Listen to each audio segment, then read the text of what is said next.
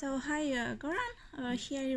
Here we are at our robotics commercialization event.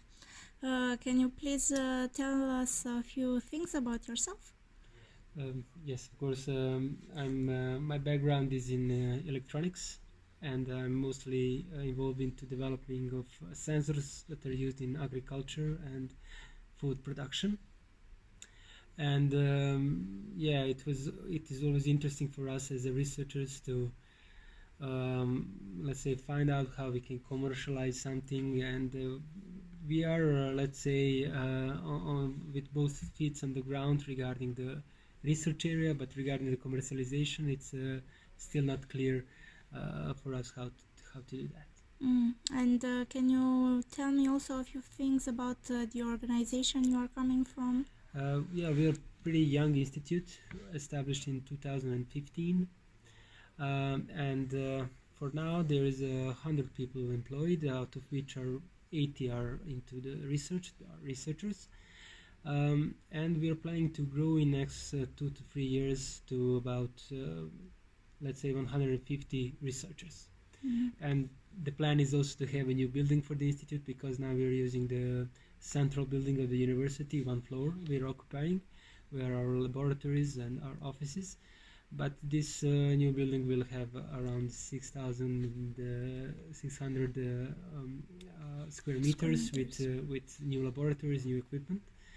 The main idea behind the BioSense Institute is to combine two most promising sectors in Serbia, which is agriculture and IT.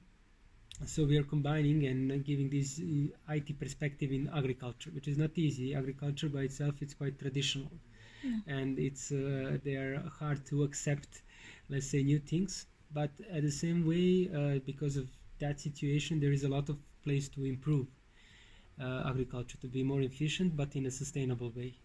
And what is the technology you are currently working on? Well, there are several technologies that we are working on. So the group that I'm coming from, it's a group for nano and microelectronics. So we are using this type of equipment for manufacturing new sensor solutions.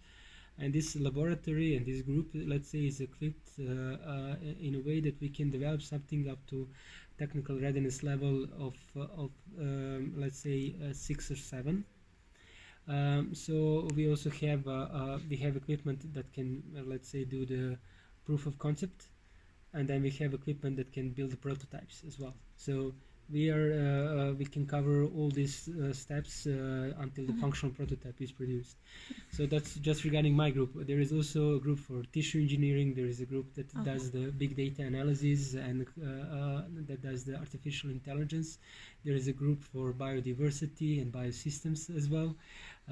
Group for IoT, etc. So there are a lot of different expertise in one place, and that's the good thing, that because the people will cooperate and look at the same problem in a different way, and this way we can find a new solution for that problem. And do you have any experience in commercializing the technology you are currently working on that you presented today? I was involved in designing one solution that has been patented, and now it's at the moment it's like we are negotiating on the commercialization step. There is a customer that is interested into a specific product, and we're now discussing this with the company from our homeland, how we can commercialize that, because we are not a company that can produce mass produce some product. We are a research institute, so there is this step in between, some company that has this experience that we then cooperate with in order to do that. So we are now at this level. As I said, we exist from 2015, so it's quite a short period if you take into account that you need to establish the institution to make it functioning, and to have scientific results and some results that can be commercialized in that such a short period. So we are at the beginning of that. So there is one solution like that. Another patent is pending. That's the patent that I wrote. I'm the inventor. So we are slowly getting there, getting to commercialize, and but it's quite a challenge, because it's let's say it's different worlds, between the industry and the research. In the research, you need to have it's enough to have one thing that is working, you know, and in the industry you need to have hundreds of them working, you know.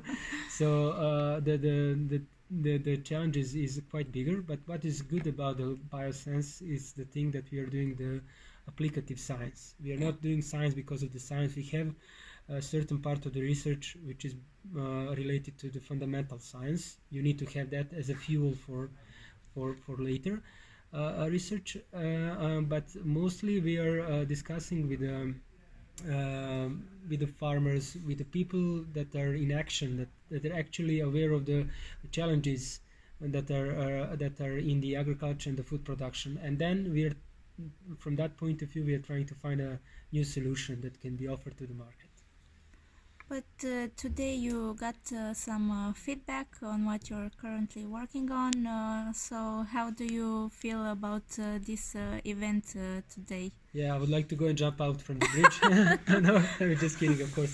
No, those were really, really useful devices, because the guys from the industry, they really understand the market needs of the market, and how you need to how you should, let's say, prepare something for the market, and the timing when you need to do that. And also they had a lot of useful advices on telling me on which things we need to focus on in order to be closer to the market. So those are the things that we as a researchers, as I said at the very beginning of this interview, we are not aware of, because usually we are in the laboratory, or you communicate, at least in our case, with some end users, trying to find new challenges that you can work on. But this step of how to pack your results of a research, it's something that I think most of the researcher lacks. Okay, many thanks, and until next time. Okay, thanks. Bye bye.